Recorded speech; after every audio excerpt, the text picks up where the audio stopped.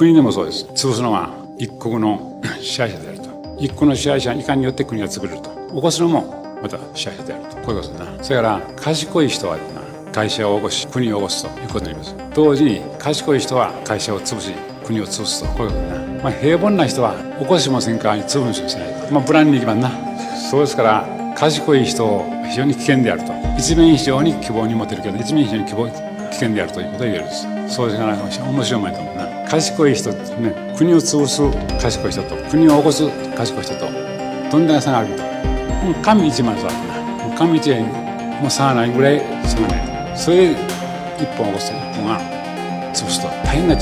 そうですから支配人を決定する時もあんまり賢い人がやってうまくやってくれるだろうという期待を持てる代わりに非常に潰しよるという点も合わせて考えた方がいい。賢いから安心じゃないですよ。